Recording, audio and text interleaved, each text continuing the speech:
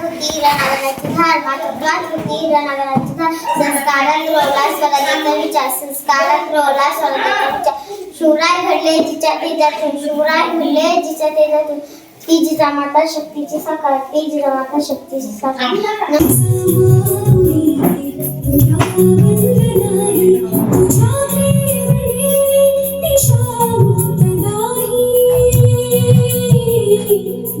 हे सगळं स्वराज्य उभं राहिलं ते तलवारीच्या पाठीवर नव्हे तर कौतुकाच्या थापीवर उभं राहिलं. बंधू आणि भगिनींनो हा शब्द उच्चारल्याबरोबर त्या ठिकाणी जे हजारो पुरुष त्या सभेसाठी जमलेले होते एवढा प्रचंड टाळ्यांचा कडकडाट झाला. नवी स्वराज्याचे शिवछत्रपती छत्रपती शिवाजी महाराज यांच्या मातोश्री आणि ज्यांना आपण राजमाता आऊसाहेब जिजाऊसाहेब यांची जयंती साजरी करण्यासाठी आणि त्याचबरोबर स्वामी विवेकानंद यांची जयंती आज या दोन्हीही व्यक्तींची जयंती साजरी करण्यासाठी या ठिकाणी आपण जमलेलो आहोत. आजच्या कार्यक्रमासाठी अध्यक्ष म्हणून आमच्या शाळा व्यवस्थापन समितीचे अध्यक्ष श्री अनिलरावजी जोगंड यांना मी अशी विनंती करतो की त्यांनी आजच्या कार्यक्रमाचं अध्यक्षस्थान स्वीकारावं. तर आजच्या कार्यक्रमासाठी प्रमुख पाहुणे म्हणून आपल्याला लाभलेले आहेत बाबाराव जोगदंड आपल्याला प्रमुख पाहुणे म्हणून लाभलेले आहेत. त्यांना मी अशी विनंती करतो की त्यांनी प्रमुख पाहुण्याचं स्थान स्वीकारावं. त्याबरोबर आपल्याला लाभलेले दुसरे प्रमुख पाहुणे आपल्या शाळेचे मुख्याध्यापक आदरणीय गोविंदी गव्हाणवी सर यांना अशी विनंती करतो की त्यांनी प्रमुख पाहुण्याचं स्थान स्वीकारावं. आजच्या कार्यक्रमाचे अध्यक्ष आणि प्रमुख पाहुणे मी यांना विनंती करतो की त्यांनी प्रतिमेचं पूजन करावं.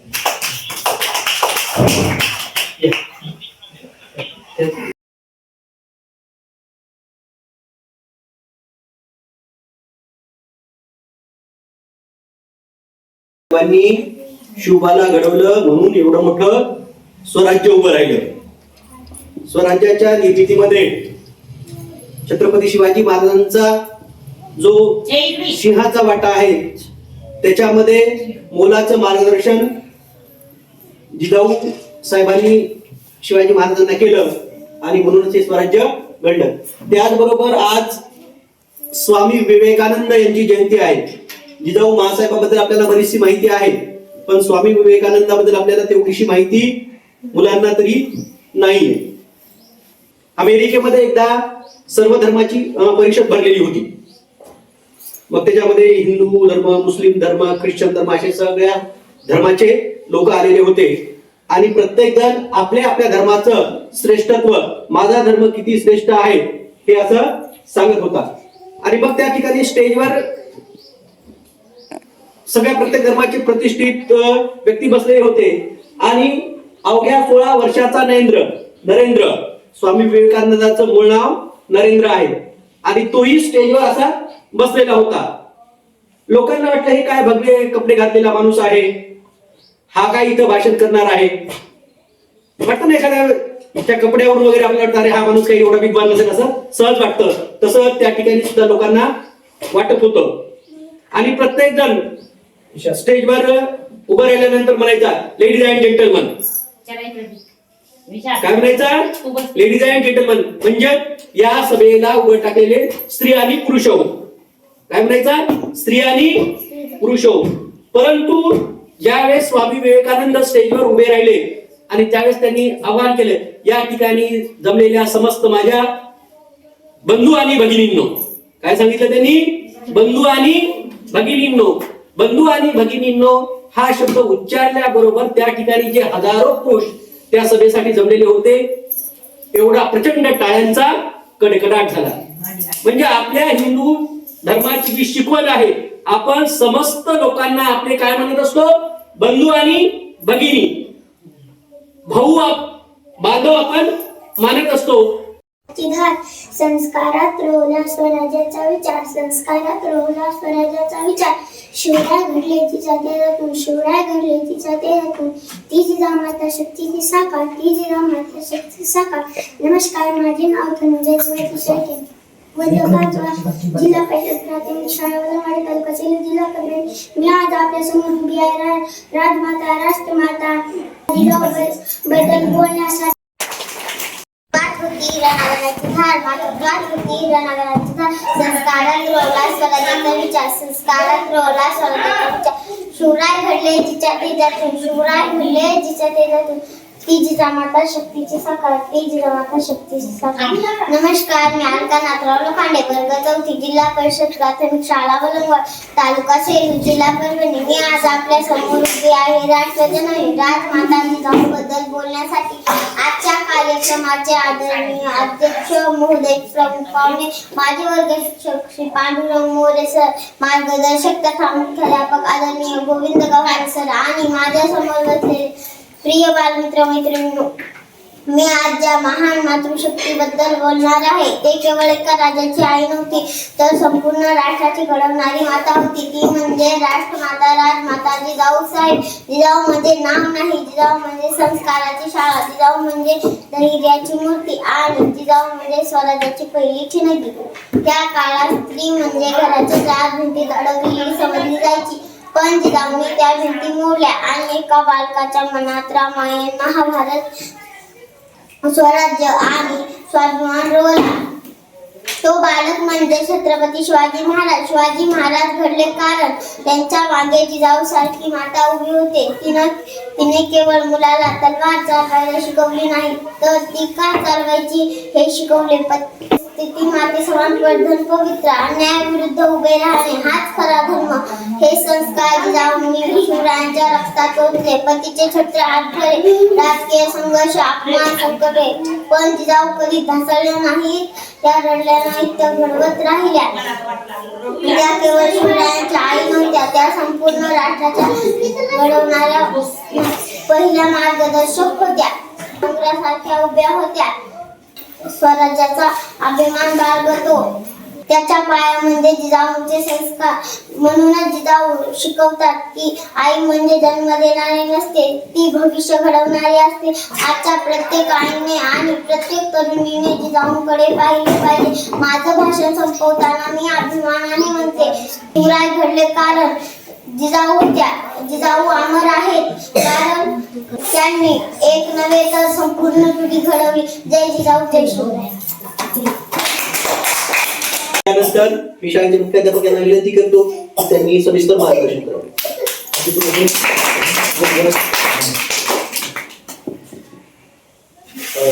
धन्यवाद सर. आजच्या कार्यक्रमाचे अध्यक्ष, आपल्या शाळा व्यवस्थापन समितीचे अध्यक्ष आदरणीय अनिलराव जोगदंड, प्रमुख पाहुणे बाबाराव जोगदंड, या ठिकाणी उपस्थित असलेल्या अंगणवाडी कार्यकर्ते गौताई चक्कर, शिलाताई आणि उपस्थित असलेल्या माझ्या सर्व गावकऱ्यांनो आणि माझ्या विद्यार्थी मित्रांनो, स्वामी विवेकानंद ज्यांनी जगाला भारताची ओळख करून दिली, भारताच्या अध्यात्माची ओळख करून दिली, त्यांच्याबद्दल आदरणीय मोरे सरांनी अतिशय सविस्तर असं आपल्याला मार्गदर्शन केलेलं आहे. आणि दुसऱ्या आज महान व्यक्ती ज्या की राजमाता राष्ट्रमाता माता जिजाऊ म्हणून आपण त्यांना ओळखतो. तर मी जिजाऊबद्दल थोडक्यात आपल्याला सांगू इच्छितो. श्रीगडच्या लखुजी जाधवांची कन्या म्हणजेच राजमाता जिजाऊ. 5 भावंडात एकुलती एक बहीण, अचलोजी, राघोजी, संभाजी अशा 5 भावंडामध्ये एकुलती एक लाडकी बहीण जिजाऊ. जन्मापासूनच जिजाऊ तल्लख बुद्धीची, प्रश्न विचारणारी आणि प्रत्येक प्रसंगाला धैर्याने सामोरे जाणारी, लहानपणापासूनच अनेक गोष्टीची आवड जपणारी जिजाऊ वाढू लागली, मोठी होऊ लागली. आणि मग वेरूळचे भोसले घराणे, बाबाजीराजे भोसलेचे 2 मुलं, एक विठ्ठलराजे भोसले, दुसरे मारुतीराजे भोसले, एक शहाजीराजे भोसले आणि एक शरीफराजे भोसले. शहाजी राजे भोसले यांच्यासोबत जिजाऊचा विवाह झाला आणि बघता बघता संभाजीराजांचा जन्म झाला. त्यानंतर छत्रपती शिवाजी महाराजांचा जन्म झाला. शहाजी महाराजांनी असं ठरवलं, सैन्य आहे आणि मासाहेब जिजाऊ आणि छत्रपती शिवाजी महाराज यांनी महाराष्ट्रात जावं, पुण्यात जावं, तेथील जनतेला आधार द्यावा आणि तिथे स्वराज्य उभं करावं. अवघ्या 12 वर्षाचे शिवा आहेत. जिजाऊंना आणि शिवाला पुण्यामध्ये पाठवलेले आहे. जिजामाता आणि शिवा पुण्यात राहायला आले राहायला आले, जहागीरदार म्हणून आले, परंतु जहागिरी करावी कुणावर? दगडा धोंड्यावर करावी, कारण तिथे एकही माणूस नव्हता. या पुण्याच्या वेशीवरून, या पुण्यावरून रायारावने गाढवाचा नांगर फिरवला आणि होतं ते पुण्याचं वैभव नष्ट करून टाकलं. उजाड मकान झालेलं पुण्य, आणि तिथे जहागिरी करणार तरी कुणावर? दगडा धोंड्यांवर, पर्वतावर, माळावर करणार की कुणावर करणार? हा मोठा प्रश्न जिजाबाई समोर होता. जिजाबाईंनी साथ घातली. दऱ्यात डोंगरामध्ये कपाळीमध्ये लपून बसलेल्या माणसांना साथ घातली. या तुमच्या सोबतीने आपण स्वराज्य निर्माण करूया, या तुम्ही, आम्ही तुम्हाला आधार देतो.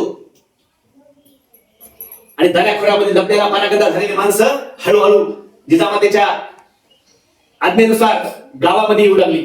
कारण सगळं पुन्हा बकाल झालं होतं, कंगाल झालं होतं, उद्ध्वस्त झालं होतं. घरदाराला कुलप लागली होती. अशा परिस्थितीमध्ये माणसं आले.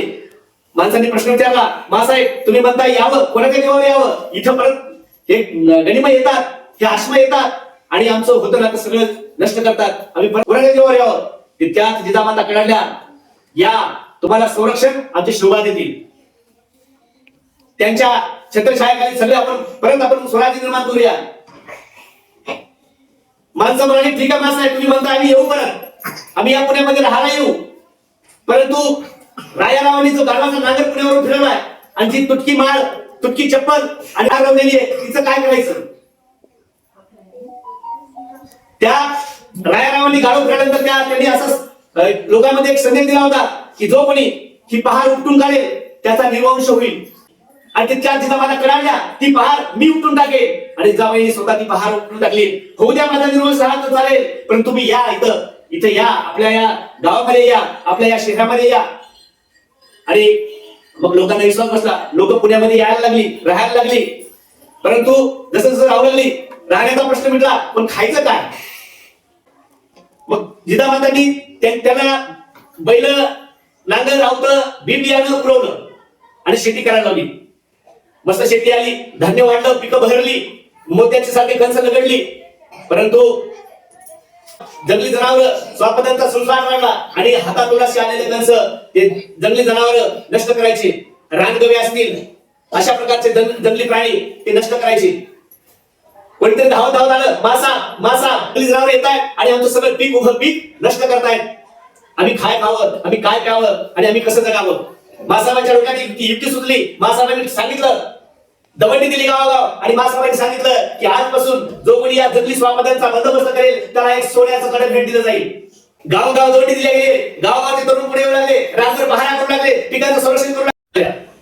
असं करता मासाबाईंनी एका दगडात दोन पक्षी मारले. एक तर पिकाचं संरक्षण झालं आणि दुसरी स्वराज्यासाठी लागणारी फौज तयार होऊ लागली. तर ते बाण पुढे येऊ लागले आणि मासाबाईंनी हा म्हणता मावळ्यांची फौज तयार केली. रात्रीचा 1-1:30 वाजला असेल, रात्री किरण करत होते, अंधार होता सगळीकडे आणि एक पोरगा, एक तरुण मुलगा पुढे आला आणि मग पहारे करणे आलं. कोण तो? तितक्यात ते तरुण पोरगा म्हणालं, मला मासाबाईला भेटायचंय. काय का बरं? हे बघा मी रानगावात फिरून आलोय, मला मासाबाईला दाखवायचंय. ते म्हणजे अरे सकाळी ये, आता तुला भेटता येणार नाही मासाबाईला. मासाबाई झोपल्या ती. हे ऐकून मासाहेब आतून उठल्या, जागी झाल्या आणि बाहेर आल्या. काय बदल चालू आहे? तितक्यात पहारेकरांनी सांगितलं की मासाहेब कोणतरी तरुण आलाय आणि त्याने रानगाव आणलाय. मासाहेब म्हटलं, कुठला रे तू? काय ना तुझं? मासा तुम्ही दवंडी दिली नव्हती का? त्या दवंडीनुसार मी हे बघा रानगाव घेऊन आलोय. आता तितक्यात मासा म्हणाले, अरे इतक्या रात्री तू सकाळी असतं ते चाललं असतं, तुला सकाळी दिलं असतं आणि तुला अख्खा प्राणी आणायला नव्हतं सांगितलं, फक्त त्याची शेपटी आणायला सांगितली होती. नाही मासा, माझ्या ते ध्यानातच राहिलं बघा. अख्खं मी रानगाव तुमचं नाणी घेऊन आलो. अरे असं म्हणता पण तू कोण रे? तुझं नाव काय? तर मी उमरठे गावचा आणि माझं नाव तानाजी मालुसरे. आणि अशा प्रकारे जिजाबाईंनी एक मावळा शोधून काढला, एक मावळा तयार केला. आणि मग बादशाहांनी एक सोन्याचं कडं काढलं आणि तानाजीला देऊ लागल्या. तितक्यात तानाजीने नम्रपणे नकार दिला की मासाहेब, मला सोन्याचं कडं नकोय, मला फक्त तुमचं दर्शन घ्यायचं होतं. तुमच्या छत्रछायेखाली तुम्ही मला सोबत घेतला तर मला आनंद होईल आणि मी तुमच्या कामी आलो, स्वराज्याच्या कामी आलो तर मला आनंद होईल. आणि महासाहेबांनी कौतुकाची थाप दिली. हे सगळं स्वराज्य उभं राहिलं ते तलवारीच्या पाठीवर नव्हे तर कौतुकाच्या थापीवर उभं राहिलं. आणि महासाहेबांनी असं एकेका मावळ्यांना हेरलं आणि छत्रपती शिवाजी महाराजांसोबत तयार केलं आणि अशा प्रकारे स्वराज्य उभं राहिले. म्हणजे या नुसत्या एका मुलाला जन्म देणाऱ्या आई नव्हत्या, तर ते स्वराज्य संकल्पक छत्रपती शहाजी राजांची पत्नी, स्वराज्य संस्थापक छत्रपती शिवाजी महाराजांच्या माता आणि स्वराज्य रक्षक छत्रपती संभाजी महाराजांच्या आजी, अशा प्रकारची 3 प्रकारची भूमिका राजमाता जिजाऊबाईंनी निभावलेली आहे. आणि म्हणून या तिघांनाही जोडणारी समांतर रेषा म्हणजे जिजाऊबाई आहे. आणि म्हणून खऱ्या अर्थाने जिजाऊंचे विचार आज आमच्या डोक्यात घेण्याची गरज आहे. जयंती साजरी करतो, दरवर्षी जयंती येते, आपण साजरी करतो, आपण निघून जातो, हार घालतो कोटेला आणि आपण जयंती साजरी करतो. परंतु त्यांचे विचार आमच्या अंगी आम्ही आणणार, आम्ही बांधवले पाहिजे. खास करून मी माता भगिनींना म्हणेन की जिजाबाई सांगा तुम्ही उभा राहिलं पाहिजे अन्यायाविरुद्ध. मग तो कुठलाही अन्याय असेल त्याला तुम्ही प्रतिकार केला पाहिजे आणि आपल्या मुलाला घडवलं पाहिजे. आजच्या जिजाऊकडे वेळ नाहीये. आजच्या जिजाऊ मोबाईल मध्ये, टीव्ही मध्ये गुंग आहेत, पण आपल्या लेकराकडे लक्ष द्यायला वेळ नाही. ही खंत आहे, शोकांतिका आहे. आणि म्हणून जिजाऊ सारखं लेकराला संध्याकाळी जवळ घेतलं पाहिजे, त्याला रामायण महाभारताच्या गोष्टी सांगितल्या पाहिजेत आणि त्याला घडवलं पाहिजे, त्याला वाढवलं पाहिजे. अशा प्रकारे छत्रपती शिवाजी महाराज आणि बाळासाहेब जिजाऊंनी पुण्यामध्ये स्वराज्य निर्माण केलं. आणि अशा या महान माऊलींचा आज जन्मदिवस आहे. खऱ्या अर्थाने आपण जिजाऊंचे विचार आपल्या जीवनात आपण आणू, मला बोलण्याची संधी दिली त्याबद्दल आणि आपण सगळ्यांनी ऐकून घेतलात आणि या कार्यक्रमाला आलात त्याबद्दल मी आपल्या सगळ्यांचे धन्यवाद म्हणतो आणि सरांचे धन्यवाद देतो की मला या ठिकाणी बोलण्याची संधी दिली. जय जिजाऊ, जय शिवराय.